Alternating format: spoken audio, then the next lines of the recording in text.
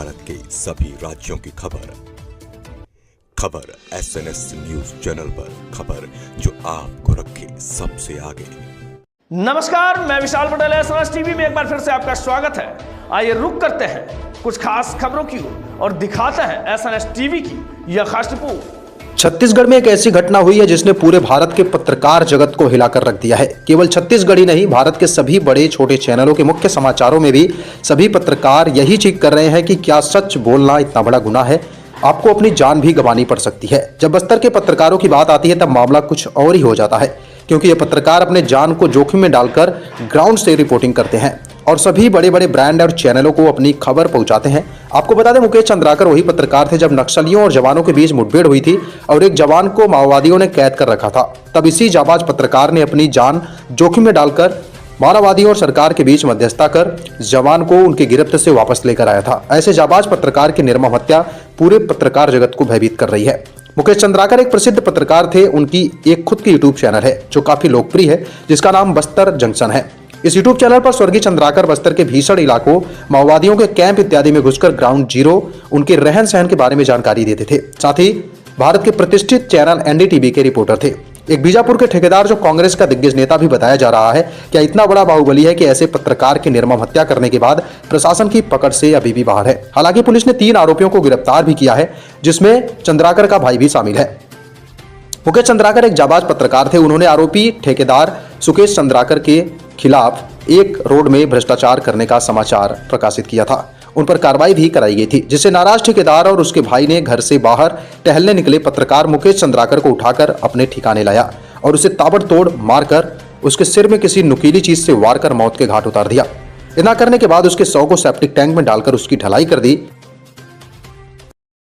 छत्तीसगढ़ में पत्रकार सुरक्षित नहीं है, यह मुद्दा देखने को मिला बस्तर में। बस्तर ऐसे वनांचल क्षेत्र है जहां पर अपनी जान को जोखिम में डालकर पत्रकार रिपोर्टिंग करने ग्राउंड जीरो पर जाता है, परंतु क्या सच्चाई दिखाने का परिणाम जो है अपनी जान देकर गंवानी पड़ेगी पत्रकारों को।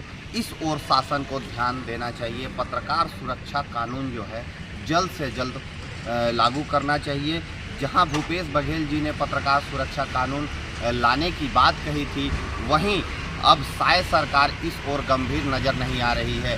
हालांकि पत्रकार सुरक्षा कानून बहुत ज़रूरी है, पत्रकारों की सुरक्षा सुनिश्चित होना बहुत ज़रूरी है। आचार्य विनीत मिश्रा, खबर SNS छत्तीसगढ़। देखिए, हम लोग तो पत्रकार सुरक्षा कानून बनाया, लेकिन सरकार में पत्रकार सुरक्षित नहीं है। सुकमा जिले में ही जो रेत माफिया है उसे कवर करने के लिए पत्रकार गए, आज भी जेल में है।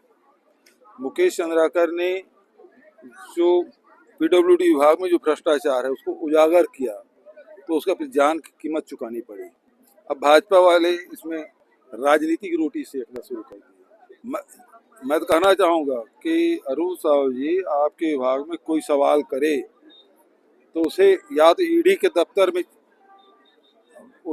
ED वाले उसके घर में छापा डालते हैं, जिसमें कवासी लखमा उन्होंने प्रश्न किया विधानसभा में और उसके घर में छापा पड़ा, उसके पूरे परिवार में छापा पड़ा, मिला कुछ नहीं। लेकिन उसको अब राजनीति समाप्त करना है, बदनाम करना है। और दूसरा, मुकेश चंद्राकर ने अपनी जान गंवाई। सवाल करे या उसकी कमियों को उजागर करे तो ये स्पष्ट संदेश है कि उसको अपनी जान से हाथ धोना पड़ेगा। जिस प्रकार से छातागढ़ में हुआ, जैद खान को काटा गया, सतनामी समाज अपराधी पकड़ा जाए, CBI जांच तो किए नहीं, आज तक नहीं हुआ, लेकिन सतनामी समाज के सैकड़ों बच्चे जेल में है, बेल नहीं होने दे रहे।